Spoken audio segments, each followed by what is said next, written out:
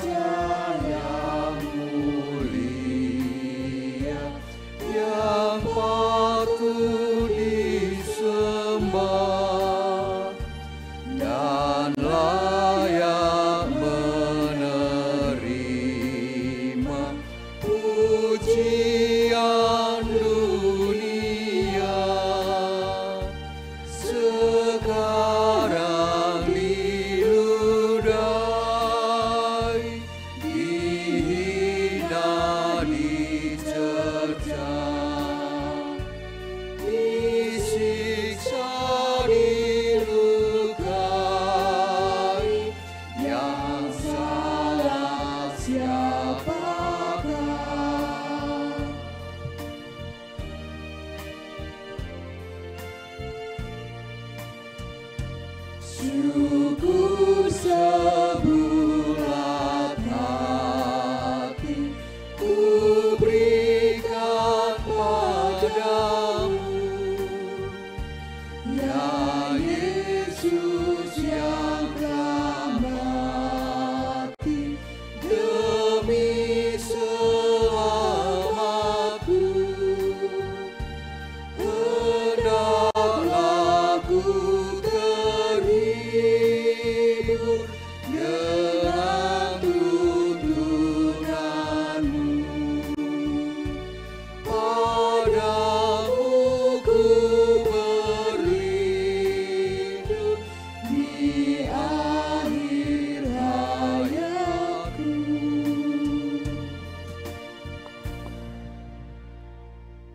Kebaktian ini berlangsung dalam nama Bapa, Putra, dan Roh Kudus.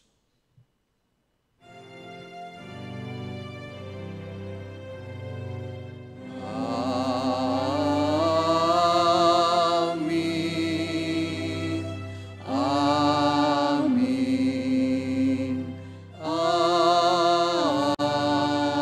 Amin. Tuhan besertamu. Dan besertamu juga. Silahkan duduk.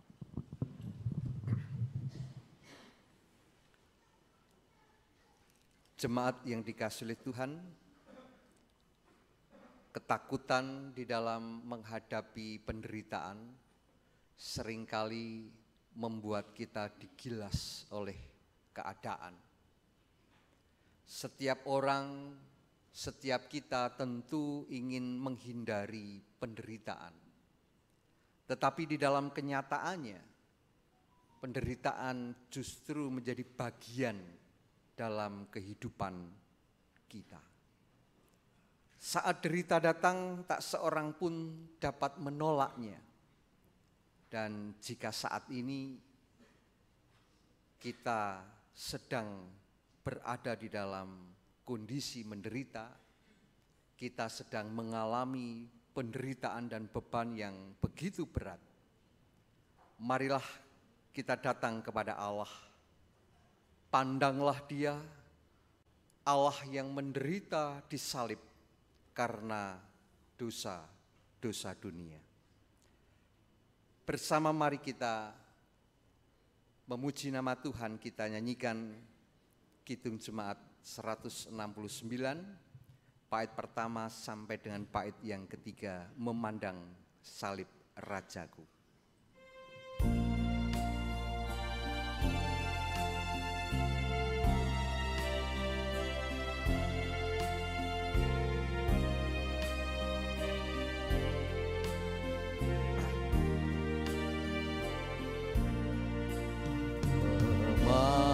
Memandang salib Rajaku yang mati untuk dunia, ku rasa hancur congkakku dan harta hilang harganya.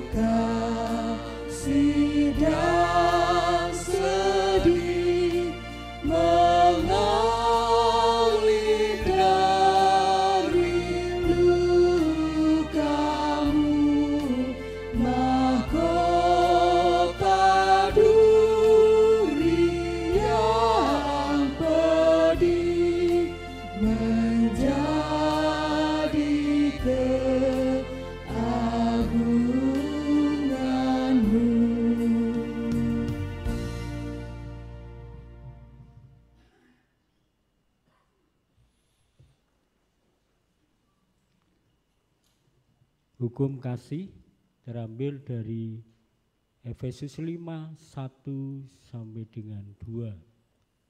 Sebab itu jadilah penurut-penurut Allah seperti anak-anak yang kekasih.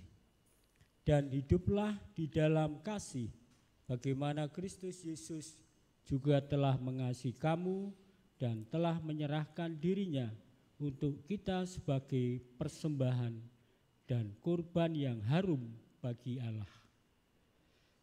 Bapak Ibu yang terkasih di dalam Tuhan Yesus Kristus, marilah kita berdoa secara pribadi, merenungkan hidup sepanjang yang telah kita jalani selama ini. Sementara itu diiringi dengan musik. Mari kita berdoa.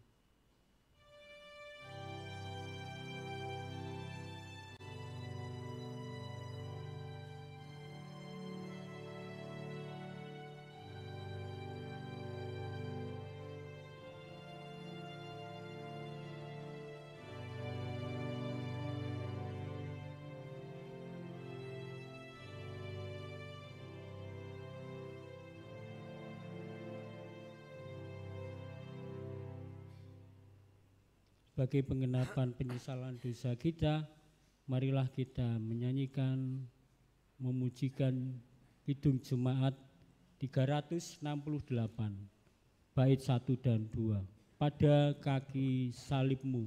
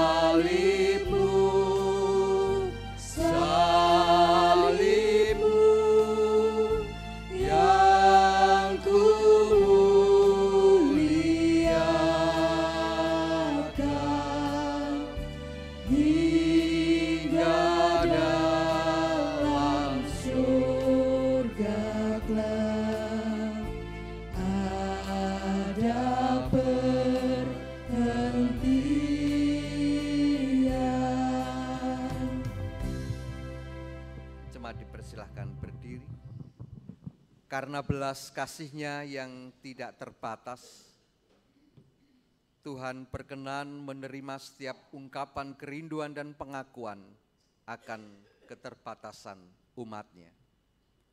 Pertobatan yang dinyatakan secara tulus akan memulihkan, maka yang Maha Kasih mengerjakan pengampunan dan penebusan dosa melalui karyanya yang agung dan mulia.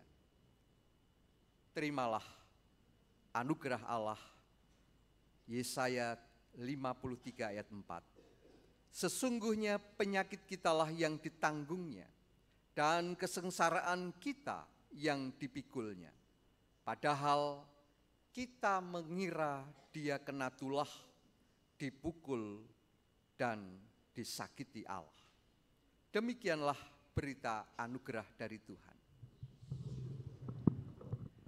Begitu besar anugerahnya dinyatakan kepada kita sekalian melalui penderitaan dan kematiannya yang kita ingat sekarang ini, mengajak kita untuk tidak menyia-nyiakan, bahkan meragukan pengorbanan Tuhan bagi kita.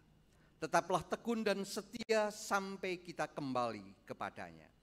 Mari bersama kita nyatakan syukur kita kepada Tuhan dengan kita menyanyikan Kidung Jemaat 183 bait yang pertama dan kedua, menjulang nyata atas Bukit Kala.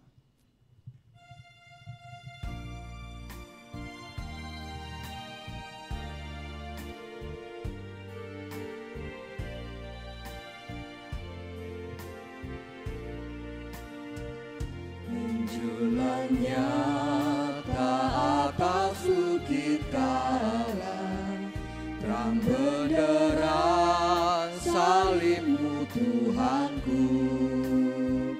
Dari sinarnya yang menyala-nyala, memancar kasih agung dan restu. Seluruh umat insan menengadah ke arah cahaya kasih yang mesra, bagai pelang yang karam merindukan di ufuk timur pagi mereka.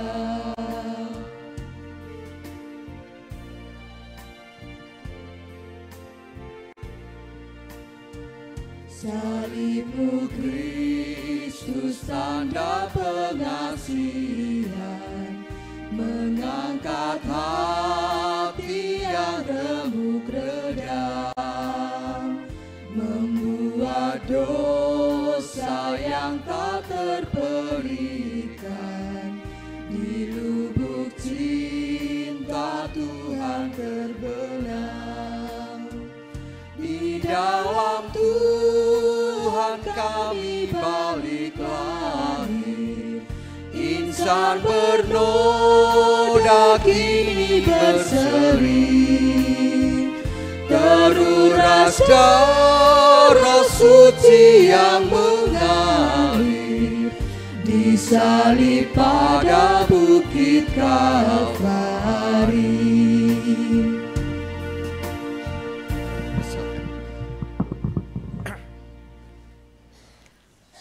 Sebelum kita mendengarkan firman Tuhan, mari kita berdoa. Puji syukur kami naikkan kehadirat-Mu Tuhan, atas kasih karunia yang senantiasa Tuhan hadirkan dalam kehidupan kami. Pada saat ini kami boleh bersekutu, beribadah, bersama-sama memuji, memuliakan nama Tuhan. Tuhan Allah yang maha baik, kini kami siap untuk mendengarkan sapaan firman-Mu. Oleh karena itu kami memohon pertolongan Roh Kudus agar dapat memampukan kami untuk merenungkan, menerima sabda kebenaran firman-Mu. Hamba-Mu yang menyampaikan firman Tuhan urapi, Tuhan berkati dengan kuasa Roh Kudus-Mu sehingga apa yang disampaikan semuanya seturut dengan kehendak Tuhan dan menjadikan kemuliaan bagi nama Tuhan. Di dalam nama Tuhan Yesus Kristus kami berdoa. Amin.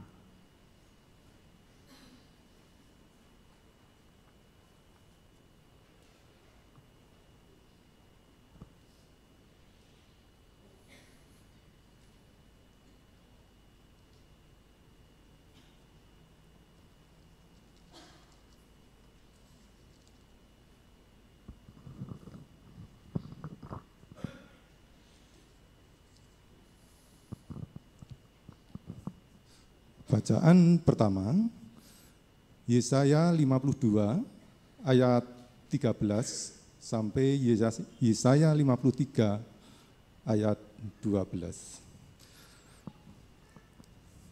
Hamba Tuhan yang menderita. Sesungguhnya hambaku akan berhasil, ia akan ditinggikan, disanjung dan dimuliakan. Seperti banyak orang akan tertegun melihat dia, begitu buruk rupanya, bukan seperti manusia lagi, dan tampaknya bukan seperti anak manusia lagi. Demikianlah ia akan membuat tercengang banyak bangsa, raja-raja akan mengatupkan mulutnya melihat dia, sebab apa yang tidak diceritakan kepada mereka akan mereka lihat, dan apa yang tidak mereka dengar akan mereka pahami. Siapakah yang percaya kepada berita yang kami dengar, dan kepada siapakah tangan kekuasaan Tuhan dinyatakan? Sebagai taruk, ia tumbuh di hadapan Tuhan, dan sebagai tunas dari tanah kering. Ia tidak tampan, dan semaraknya pun tidak ada, sehingga kita memandang dia, dan rupa pun tidak, sehingga kita menginginkannya. Ia dihina dan dihindari orang, seorang yang penuh kesengsaraan dan yang biasa menderita kesakitan. Ia sangat dihina sehingga orang menutup mukanya terhadap dia, dan bagi kita pun dia tidak masuk hitungan. Tetapi sesungguhnya penyakit kitalah yang ditanggungnya, dan kesengsaraan kita yang dipikulnya.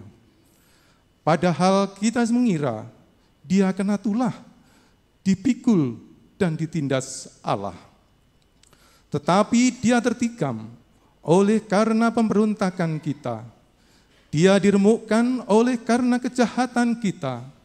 Ganjaran yang mendatangkan keselamatan kita ditimpakan kepadanya. Dan oleh bilur-bilurnya kita menjadi sembuh. Kita sekalian sesat seperti domba, masing-masing kita mengambil jalannya sendiri, tetapi Tuhan telah menimpakan kepadanya kejahatan kita sekalian. Dia dianiaya, tetapi dia membiarkan diri ditindas, dan tidak membuka mulutnya seperti anak domba yang dibawa ke pembantaian, seperti induk domba yang keluh di depan orang-orang yang menggunting bulunya, ia tidak membuka mulutnya. Sesudah penahanan dan penghukuman, ia terambil, dan tentang nasibnya siapakah yang memikirkannya? Sungguh ia terputus dari negeri orang yang hidup, dan karena pemberontakan umatku ia kena tulah. Orang menempatkan kuburnya di antara orang-orang fasik, dan dalam matinya ia ada di antara penjahat-penjahat, sekalipun ia tidak berbuat kekerasan dan tipu tidak ada dalam mulutnya. Tetapi Tuhan berkehendak meremukkan dia dengan kesakitan. Apabila ia menyerahkan dirinya sebagai korban penebus salah, ia akan melihat keturunannya, umurnya akan lanjut, dan kehendak Tuhan akan terlaksana olehnya. Sesudah kesusahan jiwanya, ia akan melihat terang dan menjadi puas, dan hambaku itu sebagai orang yang benar akan membenarkan banyak orang oleh hikmatnya, dan kejahatan mereka dia pikul. Sebab itu, aku akan membagikan kepadanya orang-orang besar sebagai rampasan, dan ia akan memperoleh orang-orang kuat sebagai jarahan, yaitu sebagai ganti karena ia telah menyerahkan nyawanya ke dalam maut. Dan karena ia terhitung di antara pemberontak-pemberontak, sekalipun ia menanggung dosa banyak orang, dan berdoa untuk pemberontak-pemberontak. Demikianlah sabda Tuhan.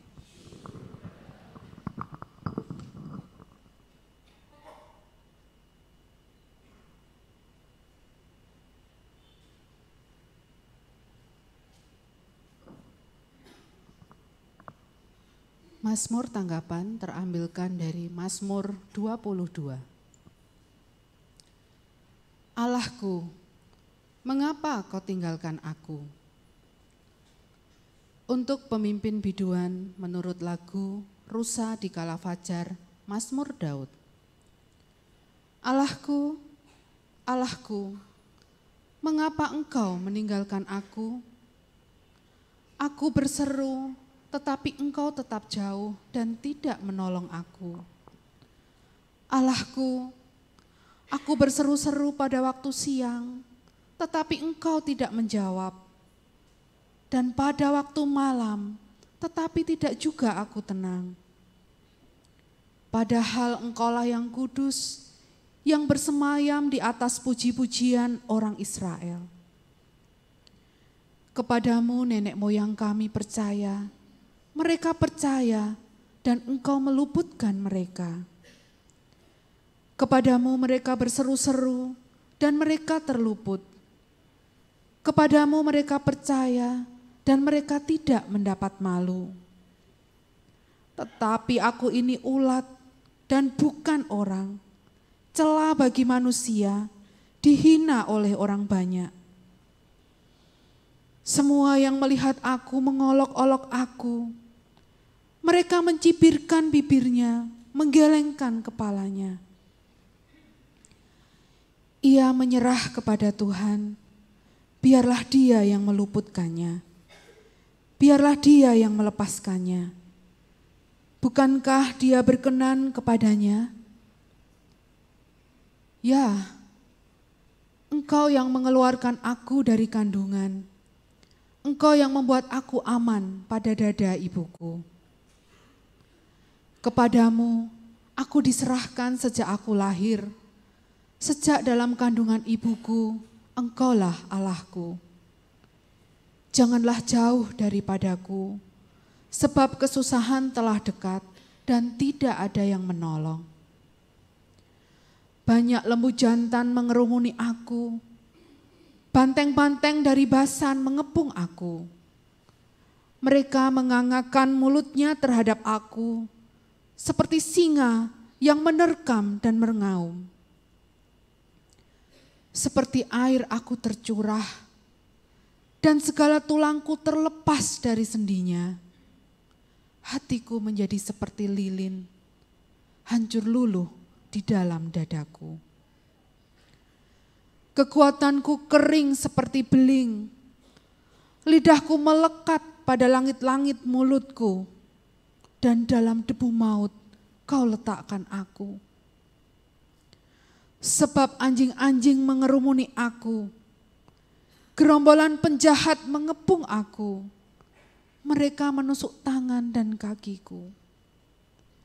Segala tulangku dapat kuhitung, mereka menonton, mereka memandangi aku. Mereka membagi-bagi pakaianku di antara mereka, dan mereka membuang undi atas jubahku. Tetapi Engkau Tuhan, janganlah jauh. Ya, kekuatanku, segeralah menolong aku. Lepaskanlah aku dari pedang dan nyawaku dari cengkraman anjing. Selamatkanlah aku dari mulut singa dan dari tanduk banteng. Engkau telah menjawab aku. Aku akan memasyurkan namamu kepada saudara-saudaraku dan memuji-muji Engkau di tengah-tengah jemaah. Kamu yang takut akan Tuhan, pujilah Dia. Hai segenap anak cucu Yakub, muliakanlah Dia dan gentarlah terhadap Dia, hai segenap anak cucu Israel. Sebab Ia tidak memandang hina ataupun merasa jijik kesengsaraan orang yang tertindas. Dan Ia tidak menyembunyikan wajahnya kepada orang itu. Dan Ia mendengar ketika orang itu berteriak minta tolong kepadanya. Karena Engkau aku memuji-muji dalam jemaah yang besar. Nazarku akan kubayar di depan mereka yang takut akan Dia. Orang yang rendah hati akan makan dan kenyang. Orang yang mencari Tuhan akan memuji-muji Dia. Biarlah hatimu hidup untuk selamanya. Segala ujung bumi akan mengingatnya dan berbalik kepada Tuhan. Dan segala kaum dari bangsa-bangsa akan sujud menyembah di hadapannya. Sebab Tuhanlah yang empunya kerajaan, Dialah yang memerintah atas bangsa-bangsa. Ya, kepadanya akan sujud menyembah semua orang sombong di bumi. Di hadapannya akan berlutut semua orang yang turun ke dalam debu dan orang yang tidak dapat menyambung hidup. Anak-anak cucu akan beribadah kepadanya dan akan menceritakan tentang Tuhan kepada angkatan yang akan datang. Mereka akan memberitakan keadilannya kepada bangsa yang akan lahir nanti, sebab Ia telah melakukannya.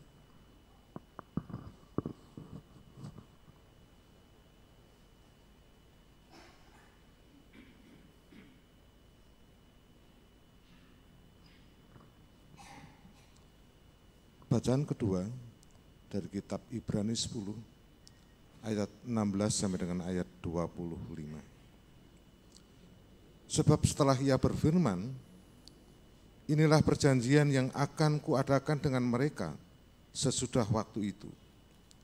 Ia berfirman pula, aku akan menaruh hukumku di dalam hati mereka dan menuliskannya dalam akal budi mereka.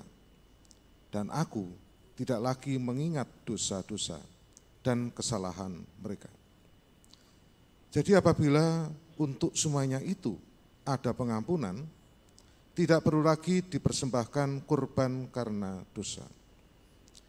Jadi, saudara-saudara, oleh darah Yesus kita sekarang penuh keberanian dapat masuk ke dalam tempat kudus, karena Ia telah membuka jalan yang baru dan yang hidup bagi kita melalui tabir, yaitu dirinya sendiri.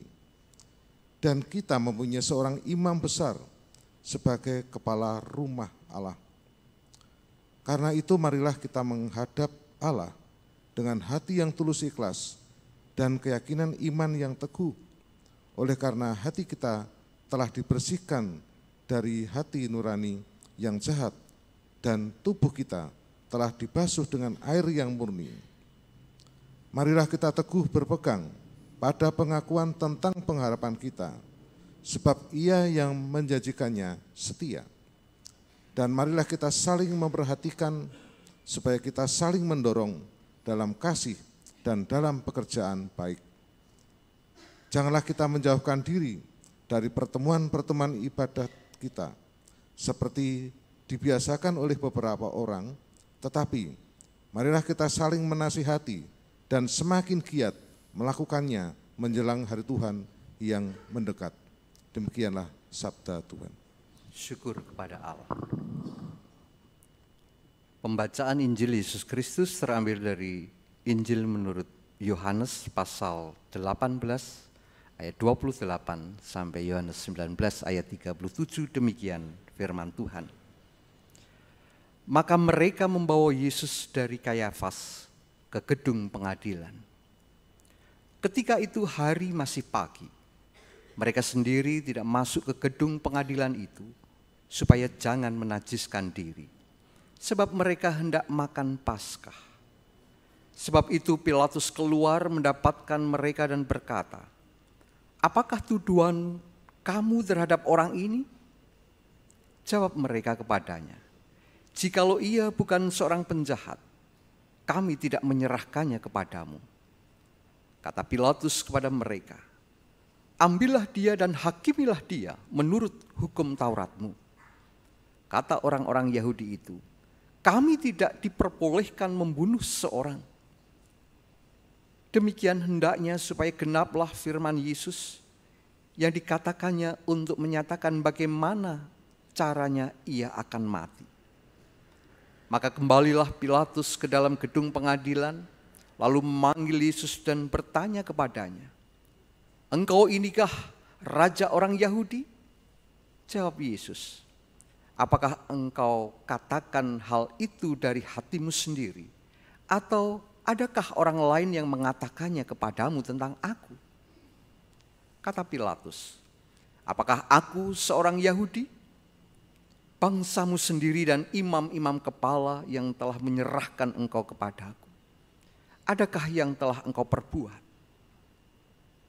Jawab Yesus, "Kerajaanku bukan dari dunia ini. Jika kerajaanku dari dunia ini, pasti hamba-hambaku telah melawan, supaya aku jangan diserahkan kepada orang Yahudi. Akan tetapi kerajaanku bukan dari sini." Maka kata Pilatus kepadanya, "Jadi engkau adalah raja?" Jawab Yesus, "Engkau mengatakan bahwa aku adalah raja. Untuk itulah aku lahir dan untuk itulah aku datang ke dalam dunia ini, supaya aku memberi kesaksian tentang kebenaran. Setiap orang yang berasal dari kebenaran mendengarkan suaraku." Kata Pilatus kepadanya, "Apakah kebenaran itu?" Sesudah mengatakan demikian, keluarlah Pilatus mendapatkan orang-orang Yahudi dan berkata kepada mereka, "Aku tidak mendapati kesalahan apapun padanya. Tetapi pada kamu ada kebiasaan bahwa pada Paskah aku membebaskan seorang bagimu. Maukah kamu supaya aku membebaskan raja orang Yahudi bagimu?" Mereka berteriak pula, "Jangan dia, melainkan Barabas." Barabas adalah seorang penyamun. Lalu Pilatus mengambil Yesus dan menyuruh orang menyesah dia. Prajurit-prajurit mengayam sebuah mahkota duri dan menaruhnya di atas kepalanya. Mereka memakaikan dia jubah ungu dan sambil maju ke depan mereka berkata, "Salam, hai Raja orang Yahudi." Lalu mereka menampar mukanya. Pilatus keluar lagi dan berkata kepada mereka, "Lihatlah, aku membawa dia keluar kepada kamu, supaya kamu tahu bahwa aku tidak mendapati kesalahan apapun padanya." Lalu Yesus keluar, bermahkota duri dan berjubah ungu. Maka kata Pilatus kepada mereka, "Lihatlah manusia itu."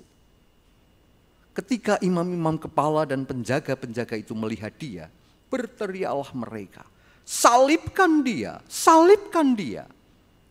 Kata Pilatus kepada mereka, "Ambil dia dan salibkan dia, sebab aku tidak mendapati kesalahan apapun padanya." Jawab orang-orang Yahudi itu kepadanya, "Kami mempunyai hukum dan menurut hukum itu ia harus mati, sebab ia menganggap dirinya sebagai anak Allah." Ketika Pilatus mendengar perkataan itu, bertambah takutlah ia. Lalu ia masuk pula ke dalam gedung pengadilan dan berkata kepada Yesus, "Dari manakah asalmu?" Tetapi Yesus tidak memberi jawab padanya. Maka kata Pilatus kepadanya, "Tidakkah engkau mau bicara dengan aku? Tidakkah engkau tahu bahwa aku berkuasa untuk membebaskan engkau dan berkuasa juga untuk menyalibkan engkau?" Yesus menjawab, "Engkau tidak mempunyai kuasa apapun terhadap aku. Jikalau kuasa itu tidak diberikan kepadamu dari atas. Sebab itu, dia yang menyerahkan aku kepadamu lebih besar dosanya." Sejak itu Pilatus berusaha untuk membebaskan dia. Tetapi orang-orang Yahudi berteriak, "Jikalau engkau membebaskan dia, engkau bukanlah sahabat Kaisar. Setiap orang yang menganggap dirinya sebagai raja, ia melawan Kaisar." Ketika Pilatus mendengar perkataan itu, ia menyuruh membawa Yesus keluar. Dan ia duduk di kursi pengadilan, di tempat yang bernama Litostrophus. dalam bahasa Ibrani, Gabata. Hari itu ialah hari persiapan Paskah. Kira-kira jam 12, kata Pilatus kepada orang-orang Yahudi itu, "Inilah rajamu." Maka berteriaklah mereka, "Enyahkan dia, enyahkan dia, salibkan dia." Kata Pilatus kepada mereka, "Haruskah aku menyalibkan rajamu?" Jawab imam-imam kepala, "Kami tidak mempunyai raja selain daripada Kaisar." Akhirnya Pilatus menyerahkan Yesus kepada mereka untuk disalibkan. Mereka menerima Yesus sambil memikul salibnya. Ia pergi keluar ke tempat yang bernama tempat tengkorak, dalam bahasa Ibrani Golgota. Dan di situ ia disalibkan. Dan di situ ia disalibkan mereka, dan bersama-sama dengan dia disalibkan juga dua orang lain. Sebelah menyebelah, Yesus di tengah-tengah. Dan Pilatus menyuruh memasang juga tulisan di atas kayu salib itu, bunyinya, "Yesus orang Nazaret, Raja orang Yahudi." Banyak orang Yahudi yang membaca tulisan itu, sebab tempat di mana Yesus disalibkan letaknya dekat kota, dan kata-kata itu tertulis dalam bahasa Ibrani, bahasa Latin, dan bahasa Yunani. Maka kata imam-imam kepala dan imam-imam kepala orang Yahudi kepada Pilatus, "Jangan engkau menulis Raja orang Yahudi, tetapi bahwa ia mengatakan, 'Aku adalah Raja orang Yahudi.'" Jawab Pilatus, "Apa yang kutulis tetap tertulis." Sesudah prajurit-prajurit itu menyalibkan Yesus, mereka mengambil pakaiannya lalu membaginya menjadi 4 bagian untuk tiap-tiap prajurit. 1 bagian dan jubahnya juga mereka ambil. Jubah itu tidak berjahit dari atas ke bawah sampai hanya 1 tenunan saja. Karena itu mereka berkata seorang kepada yang lain, "Janganlah kita membaginya menjadi beberapa potong, tetapi baiklah kita membuang undi untuk menentukan siapa yang mendapatkannya. Demikianlah hendaknya supaya genaplah yang ada tertulis dalam kitab suci.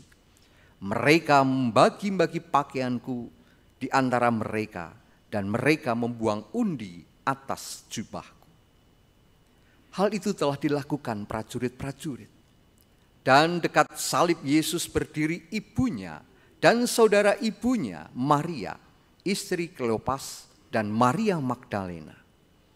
Ketika Yesus melihat ibunya dan murid-murid yang dikasihinya di sampingnya, berkatalah ia kepada ibunya, "Ibu, inilah anakmu."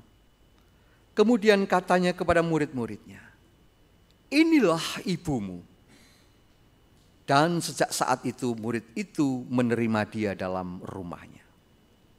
Sesudah itu, karena Yesus tahu bahwa segala sesuatu telah selesai, berkatalah ia, supaya genaplah yang ada tertulis dalam kitab suci, "Aku haus."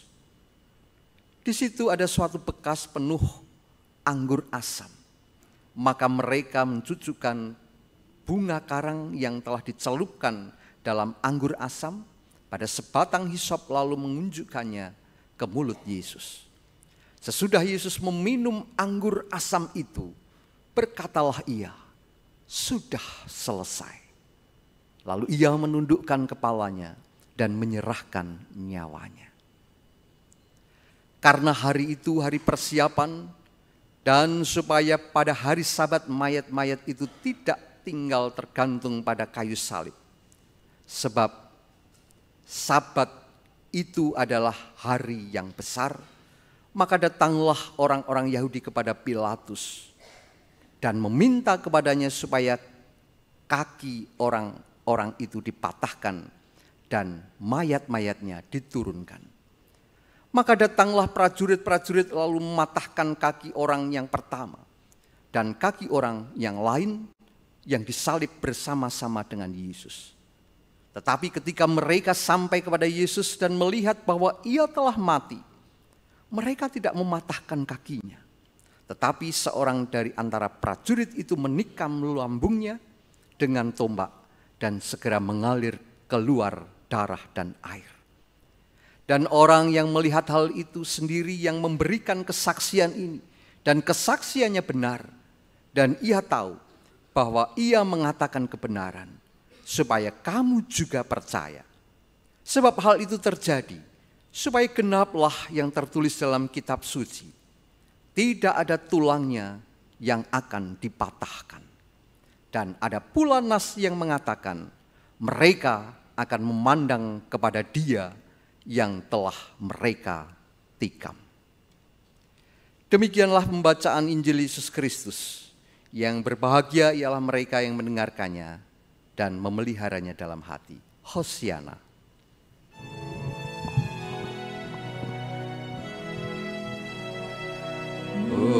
Hosiana, Hosiana, Hosiana.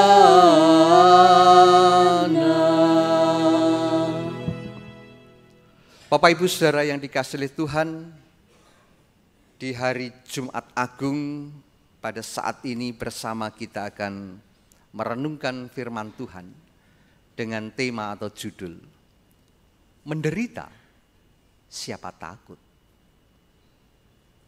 Bapak Ibu Saudara yang dikasihi Tuhan, penderitaan tentu adalah satu keadaan yang menjadikan manusia terpuruk, menjadikan manusia sedih, merasakan hidupnya gagal. Hal itu membuat semua orang tentu ingin menghindari penderitaan dan bahkan menolaknya. Sebisa mungkin penderitaan itu tidak boleh ada di dalam kehidupan manusia, di dalam kehidupan kita. Namun, di saat semua orang ingin menolak penderitaan, penderitaan itu justru datang silih berganti di dalam kehidupan. Saudara-saudara, jika di antara kita pada saat ini sedang mengalami penderitaan atau bahkan berbagai penderitaan, kira-kira apa yang tersirat dalam pikiran dan hati kita masing-masing?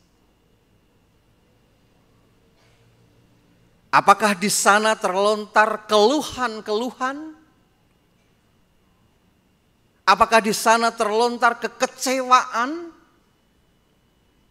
marah, atau mungkin sudah pada tahap tawar-menawar, menolak, atau mungkin tindakan-tindakan lain yang membuat kita merasa berat atas penderitaan yang sedang hadir di dalam kehidupan kita ini. Saudara-saudara, di Jumat Agung ini kita akan menghayati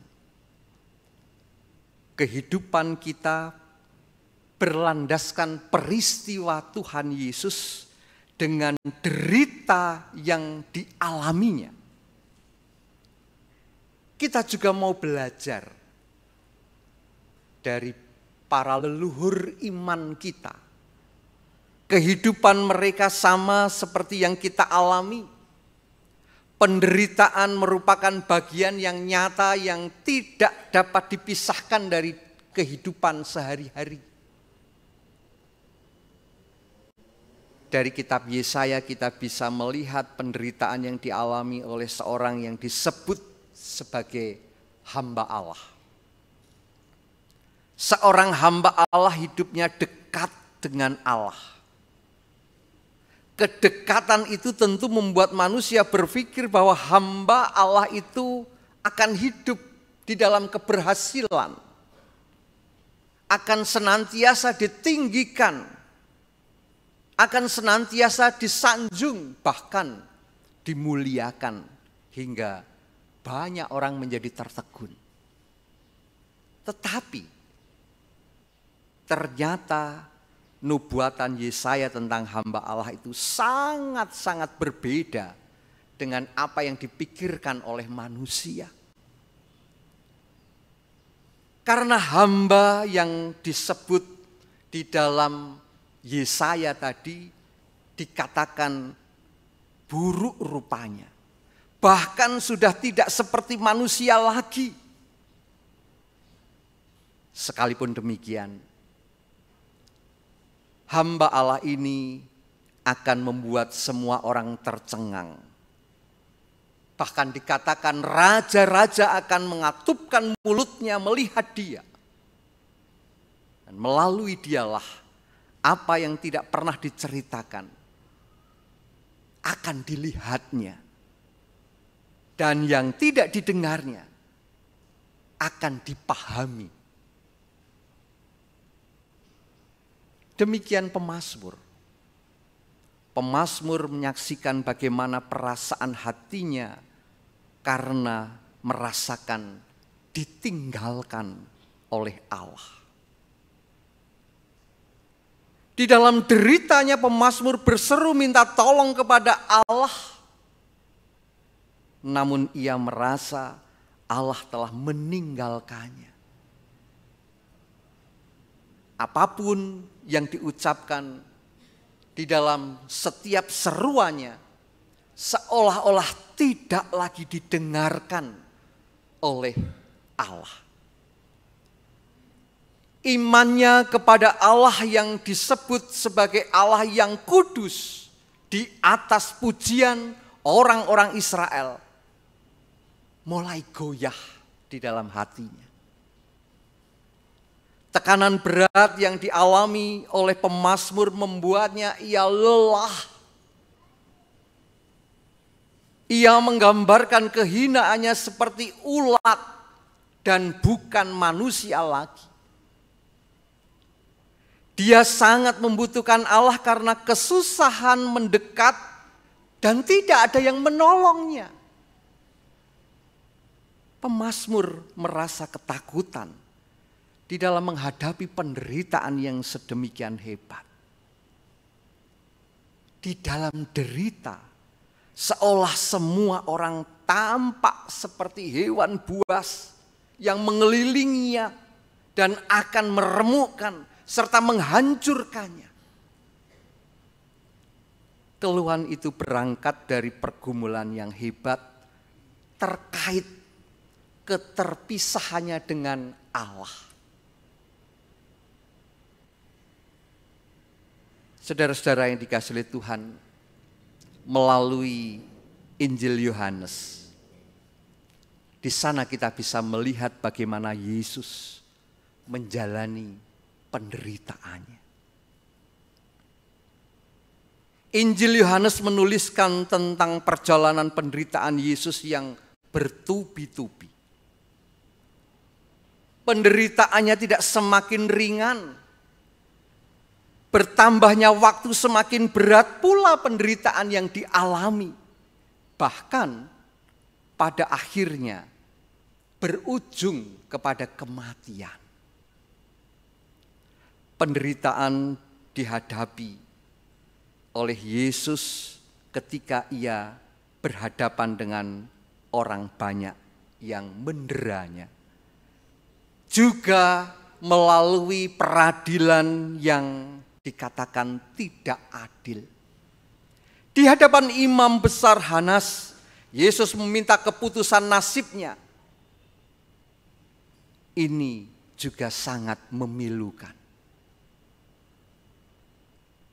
Pilunya hati dirasakan ketika murid yang dekat dengannya bahkan menyangkal dia. Penderitaannya bukan hanya secara fisik, tetapi juga hati yang dikhianati oleh muridnya sendiri. Tidak cukup di situ. Yesus kembali dihadapkan pada Pilatus di gedung pengadilan. Khalayak ramai yang menuntut keadilan tidak mau masuk di gedung itu. Mereka takut menjadi najis karena sebentar lagi hendak memasuki hari Paskah. Ironisnya saudara-saudara, saat Pilatus tidak menemukan kesalahan apapun pada diri Yesus, ia tidak membela Yesus karena desakan orang banyak. Pilatus takut pada masa yang tidak terkendali itu. Kemudian ia menyerahkan Yesus kepada mereka untuk dihukum mati. Penderitaan Tuhan Yesus dalam perjalanan membawa salib ke Golgota semakin bertambah berat. Ia disamakan dengan dua penjahat yang dosanya tidak terampuni. Dan titik tertinggi dalam pengorbanannya dialaminya saat semua orang menjatuhkannya dan menempatkan dia tidak lagi menyerupai manusia. Perilaku mereka terhadap Yesus tidak manusiawi. Ajaran-ajaran agama yang tampak ramah di ruang-ruang ibadah kini berubah menjadi garang dan penuh amarah saat berjumpa dengan politisasi agama. Penghinaan, penderitaan, hujatan, dan semua hal-hal yang jelek ditimpakan kepadanya. Tuhan Yesus mengambil panggilan di dalam penderitaannya dan ia berani menanggung kejahatan, berani menanggung dosa, dan semuanya itu menekan kepada kehidupannya yang tentu didasarkan pada kasih yang telah dibawanya untuk menyelamatkan dunia. Sekalipun Yesus mati dengan derita yang sangat berat, khalayak ramai belum puas dengan semua yang ditimpakan kepada Yesus. Demi menikam, demi kepentingannya untuk masuk Sabat dengan keadaan suci, mereka pun tidak segan-segan menikam lambung Yesus untuk meyakinkan bahwa Yesus telah mati. Tuhan Yesus yang berani menderita supaya kita bisa hidup merdeka dari setiap penghukuman akibat kejahatan dan dosa-dosa kita. Penderitaan demi penderitaan sampai pada kematiannya dikerjakannya dengan berpusat kepada Allah. Ada gamang, ada gentar, namun semua dapat dikerjakan dengan sempurna. Penderitaannya bukan untuk dihindari, bukan untuk dijauhi karena takut, namun harus dijalani dengan kesadaran pada Allah pribadi. Tindakan Yesus ini tentu menjadi sumber kekuatan bagi setiap orang yang percaya kepadanya untuk kemudian berani menghadapi penderitaan. Saudara-saudara yang dikasihi oleh Tuhan, jika kita ditawari untuk menderita, tentu kita semua akan menolak. Sekalipun kepada kita diberikan imbalan yang begitu besar. Penderitaan tidak pernah diharapkan datang di dalam kehidupan kita. Meskipun demikian, ketika penderitaan datang, penderitaan itu harus dihadapi, bukan untuk dihindari. Nah, bagaimana kita bisa dan berani menghadapi penderitaan itu? Yang pertama, mari kita belajar dari Tuhan Yesus. Kita belajar juga dari pemazmur, kita belajar dari leluhur iman kita di dalam kitab suci. Saat-saat mereka menghadapi penderitaan, mereka menghadapi dengan hati yang selalu tertuju kepada Allah. Bukan menghadapinya dengan kemarahan. Mereka tidak mempermasalahkan keadaan.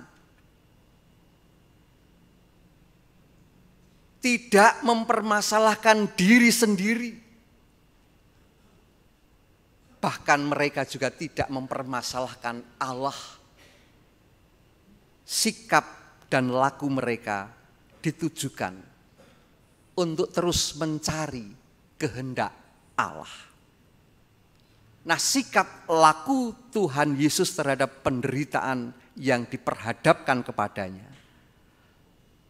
semuanya itu membawa kita melihat kepada karya Allah yang luar biasa. Hal yang kedua, mari kita percayakan hidup kita ini kepada Tuhan.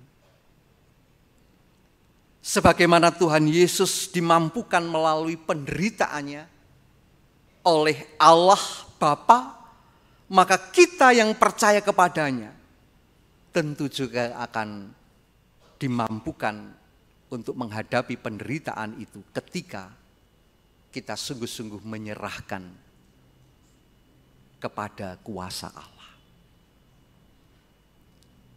Dan yang ketiga, mari kita temukan makna di balik setiap penderitaan yang kita hadapi, kita terima dalam hidup ini. Penderitaan tentu juga menjadi salah satu cara bagaimana kita berjumpa dengan Tuhan. Karena memang seringkali berjumpa dengan Tuhan itu ketika kita menderita saja. Temukan makna di balik setiap penderitaan yang kita hadapi.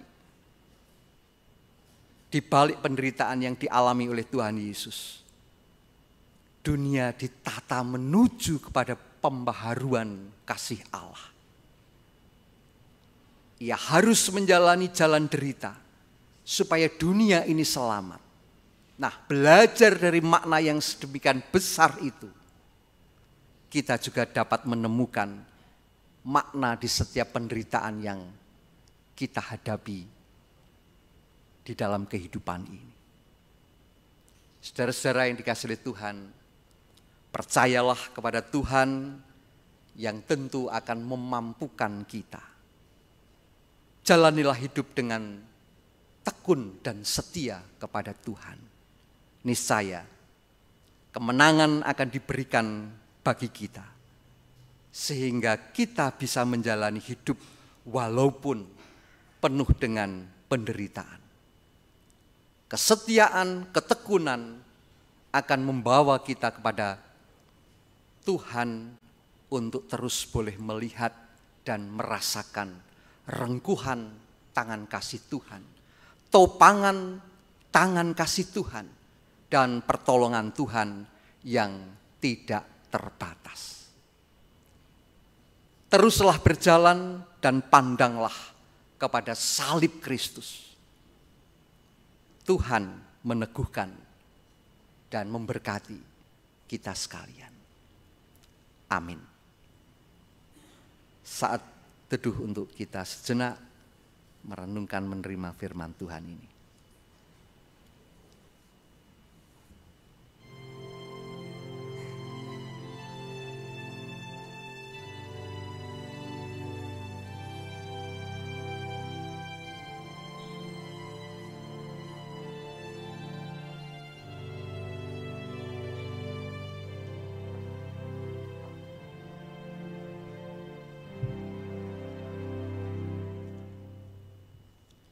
jemaat dimohon untuk berdiri. Bersama dengan umat Tuhan, marilah kita memperbarui iman percaya kita dengan mengucapkan pengakuan iman rasuli bersama-sama. Aku percaya kepada Allah Bapa yang Maha Kuasa, Khalik langit dan bumi, dan kepada Yesus Kristus, Anaknya yang tunggal Tuhan kita, yang dikandung daripada Roh Kudus, lahir dari anak darah Maria, yang menderita di bawah pemerintahan Pontius Pilatus, disalibkan, mati dan dikuburkan, turun ke dalam kerajaan maut. Pada hari yang ketiga, bangkit pula dari antara orang mati, naik ke surga, duduk di sebelah kanan Allah Bapa yang Maha Kuasa, dan akan datang dari sana untuk menghakimi orang yang hidup dan yang mati. Aku percaya kepada Roh Kudus, gereja yang kudus dan am, persekutuan orang kudus, pengampunan dosa, kebangkitan daging, dan hidup yang kekal. Dipersilahkan duduk kembali. Sekarang dipersilahkan bagi para pemuda untuk mempersembahkan pujian kepada Tuhan. Waktu dan tempat dipersilahkan.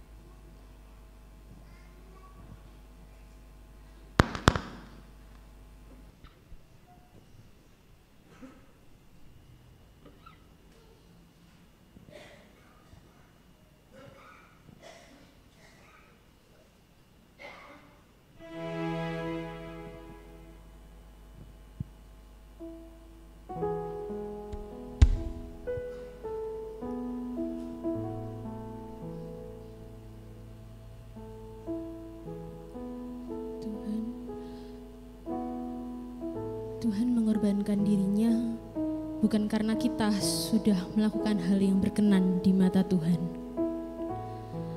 Ketika kita masih berdosa dan tidak tahu bagaimana hidup yang benar, Tuhan sudah mengasihi kita. Semua itu bukan karena usaha kita, namun karena kasih dan karya terbesarnya.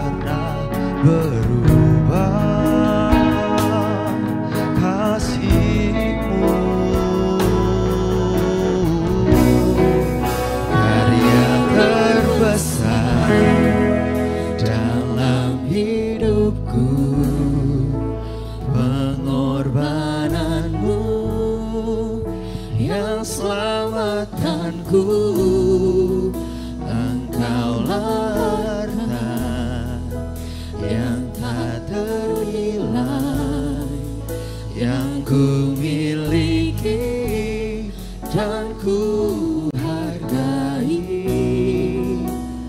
Yesus, Engkau ku kagumi.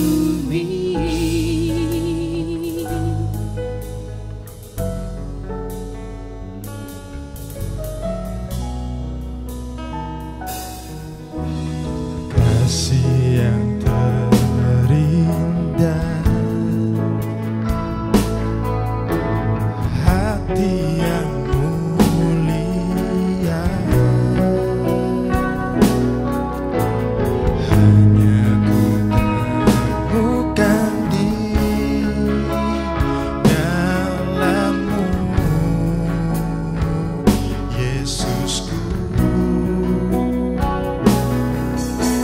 Pujian dari hatiku selalu di setiap waktuku, tiada pernah berubah kasih-Mu. Karya terbesar dalam hidupku, pengorbananmu yang selamatkanku. Engkaulah harta yang tak ternilai, yang ku miliki dan ku hargai. Yesus, Engkau ku kagumi.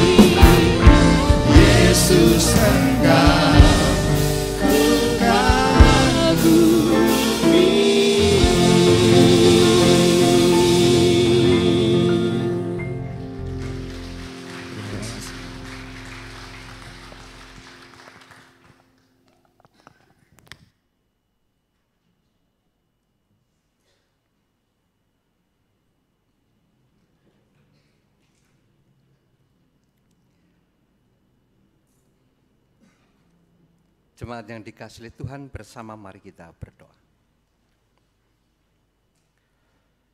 Tuhan Allah Bapa kami yang Maha Kasih, karena kasih Tuhan yang sedemikian besar dalam kehidupan kami manusia yang berdosa.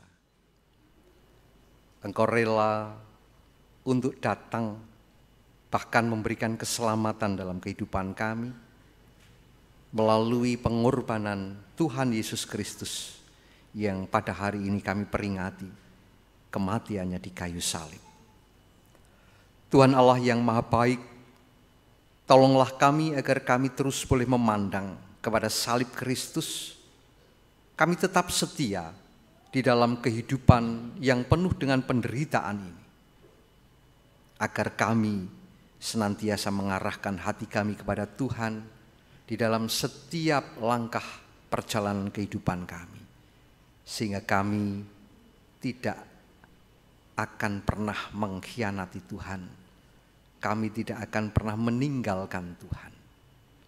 Tuhan Allah yang Maha Baik, bersama pada saat ini kami memohon berkat Tuhan untuk kehidupan iman percaya kami, di dalam kami menjalani dan mengarungi bahtera kehidupan kami di dunia ini yang penuh dengan tantangan, persoalan, bahkan penderitaan yang seringkali terjadi dalam hidup kami.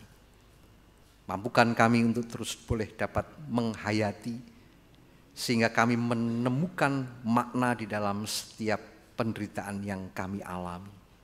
Ada kebaikan Tuhan, ada pertolongan Tuhan, ada rengkuhan tangan Tuhan yang penuh kasih yang senantiasa menaungi kami sekalian. Tuhan Allah yang Maha Baik, pada saat ini kami mohon berkat Tuhan untuk saudara-saudara kami yang tidak dapat bersama dengan kami pada saat ini untuk beribadah memperingati hari kematian Tuhan Yesus. Saudara-saudara kami yang sedang menderita sakit, Tuhan kiranya berkenan untuk melawat mereka. Secara khusus saudara-saudara kami yang pada saat ini harus dirawat secara khusus baik di rumah sakit maupun di rumah mereka masing-masing. Tuhan kiranya senantiasa menyertai apa yang menjadi pengharapan mereka untuk boleh sembuh, pulih dari sakit penyakit yang dideritanya. Berikan kekuatan, kemampuan di dalam mereka untuk terus boleh bertahan di dalam penderitaan yang dihadapi, sakit yang dirasakan. Dan mereka boleh Tuhan kuatkan bahwa rengkuhan kasih tangan Tuhan senantiasa ada di dalam kehidupan mereka.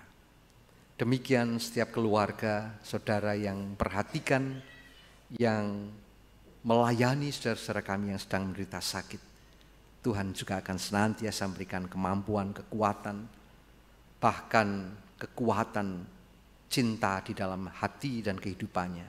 Sehingga apa yang dilakukan semuanya boleh menjadi sumber kekuatan dan semangat bagi saudara-saudara kami menerima sembuh.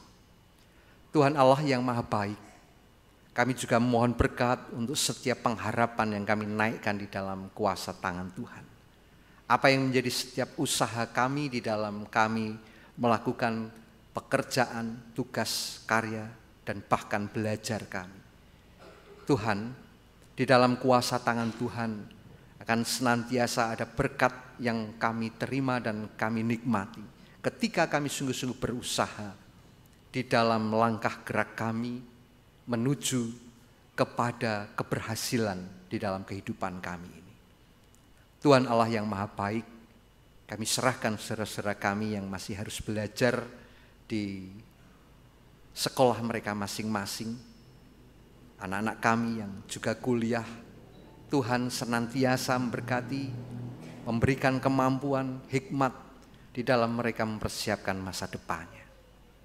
Saudara-saudara kami yang bekerja, melakukan aktivitas tugas dan karyanya hari-hari yang akan datang, Tuhan senantiasa memberikan kemampuan bahkan hikmat pula di dalam menghadapi setiap situasi, kondisi yang harus diputuskan di dalam pekerjaan dan karya mereka.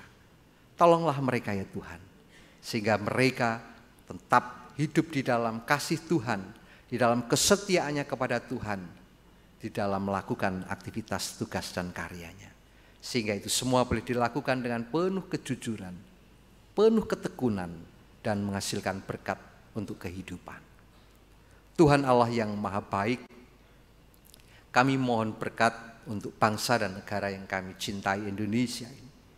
Tuhan berkenan menyertai kami sekalian dan memberikan kemampuan bagi kami untuk ikut terlibat di dalam membangun bangsa dan negara yang kami cintai ini.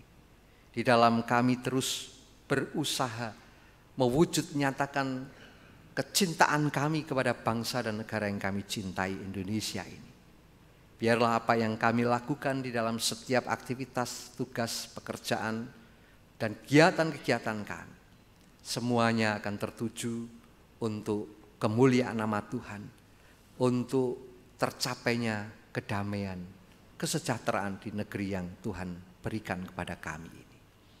Tuhan Allah yang maha baik, bersama pada saat ini kami memohon berkat Tuhan untuk kehidupan kami selanjutnya, aktivitas dan karya kami, terlebih di dalam kami menghayati di minggu-minggu Paskah ini. Tuhan Allah yang maha baik, Engkau telah mempersiapkan hati dan kehidupan kami masing-masing. Di dalam kami akan menerima sakramen perjamuan di hari Paskah yang akan datang. Perjamuan sebagai wujud rasa syukur kami atas berkat penyelamatan yang telah Tuhan hadirkan melalui kematian dan kebangkitan Tuhan Yesus yang menjadi jaminan kehidupan kekal kami selama-lamanya. Tuhan Allah yang maha baik, demikian seru doa kami. Semua kami naikkan di dalam nama Tuhan Yesus Kristus, Juru Selamat kami. Terima kasih ya Tuhan. Amin.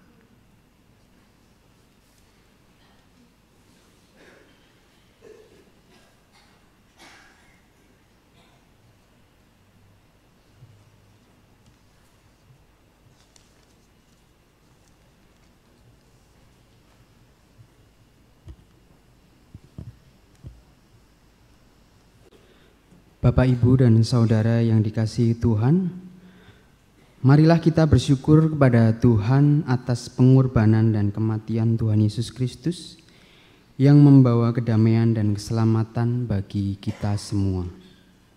Dengan menyerahkan persembahan dan firman Tuhan yang menjadi dasar di dalam kita menghaturkan persembahan kepada Tuhan, terambil dari Roma 12 ayat yang pertama, yang demikian. Karena itu, saudara-saudara, demi kemurahan Allah, aku menasihatkan kamu supaya kamu mempersembahkan tubuhmu sebagai persembahan yang hidup, yang kudus dan yang berkenan kepada Allah. Itu adalah ibadahmu yang sejati.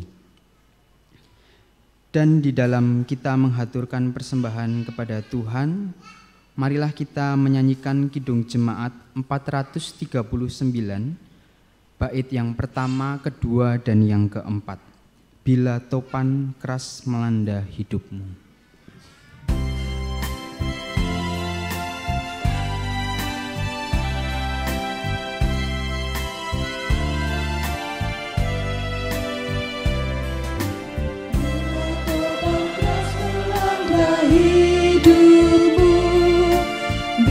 Putus asa dan letih lesu, berkat Tuhan satu-satu hitunglah. Kau niscaya kagum oleh kasih-Nya. Berkat Tuhan mari hitunglah. Kau kan kagum oleh kasih-Nya. Tuhan, mari hitunglah, kau niscaya kagum oleh kasih-Nya.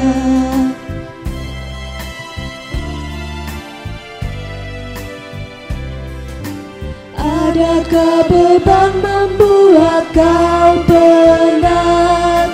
Salib yang kau pikul menekan berat.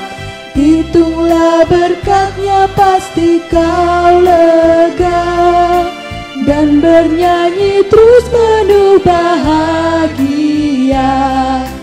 Berkat Tuhan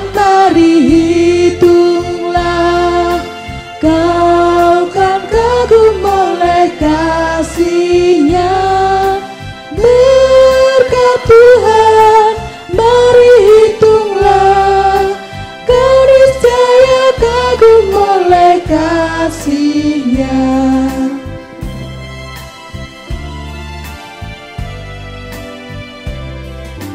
Dalam pergumulanmu di dunia, janganlah khawatir, Tuhan adalah. Hitunglah berkat sepanjang hidupmu, yakinlah malaikat menyertaimu. Berkat Tuhan mari hitunglah, kau kan kagum oleh kasih-Nya. Berkat Tuhan mari hitunglah, kau niscaya kagum oleh kasih-Nya.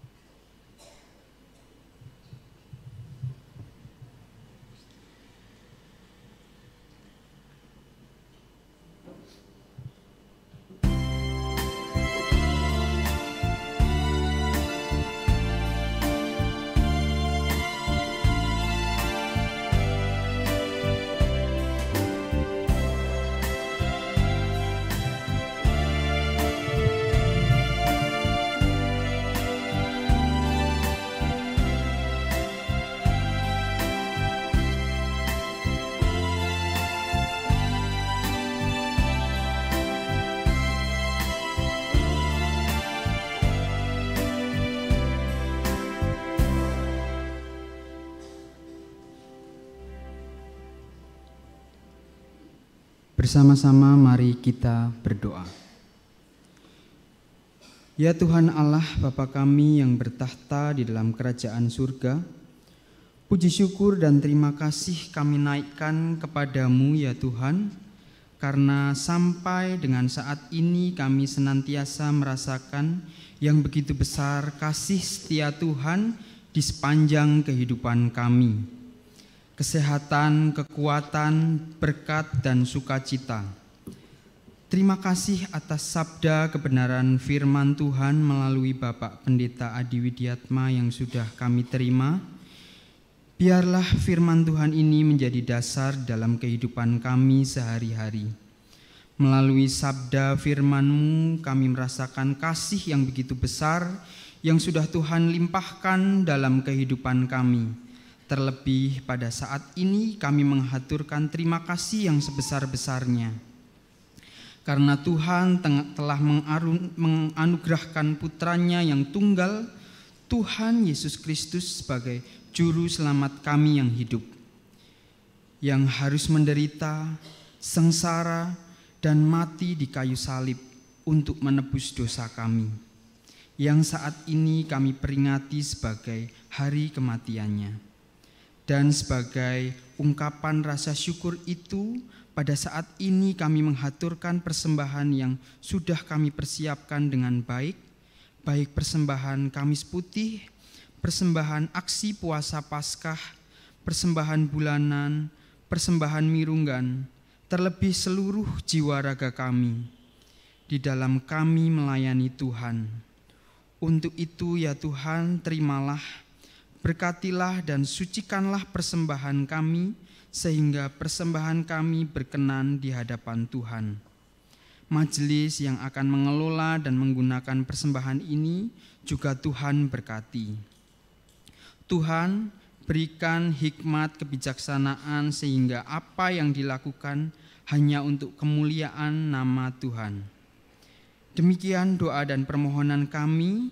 Doa ini hanya kami alaskan di dalam nama Tuhan Yesus Kristus. Amin.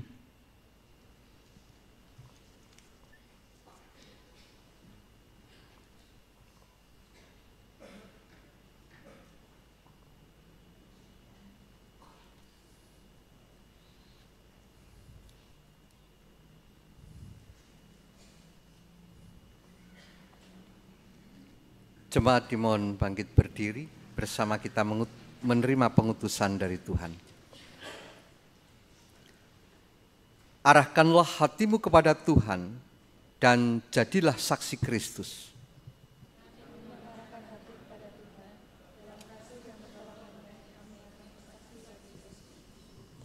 Bersama mari kita nyanyikan Kidung Jemaat nomor 400, bait yang pertama dan kedua, Kudaki Jalan Mulia.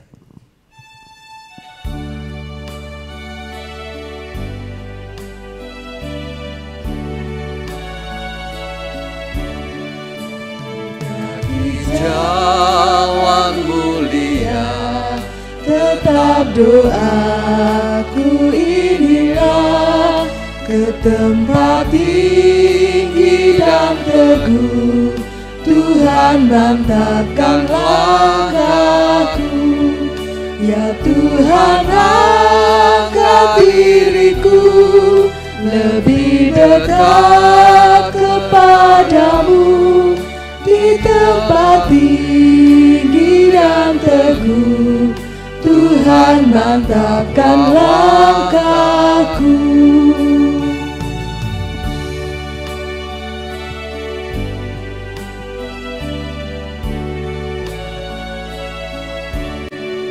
Ku tidak mau menetap di dalam bimbang dan gelap. Rinduanku, tujuanku, tempat yang tinggi dan teguh. Ya Tuhan, angkat diriku lebih dekat kepadamu, di tempat tinggi dan teguh, Tuhan mantapkan langkahku. Pergilah dalam sukacita, teruslah berjalan dan ingatlah sabda Tuhan, bahwa Ia terus berkarya dalam kehidupan saudara. Jalanilah hidup saudara dengan penuh syukur, tekun, dan setialah melakukan panggilannya. Tuhan mengiringi langkah kehidupan saudara. Untuk itu terimalah berkat Tuhan. Tuhan memberkati saudara dan melindungi saudara. Tuhan menyinari saudara dengan wajah-Nya dan memberi saudara kasih karunia. Tuhan menghadapkan wajah-Nya kepada saudara dan memberi saudara damai sejahtera. Amin.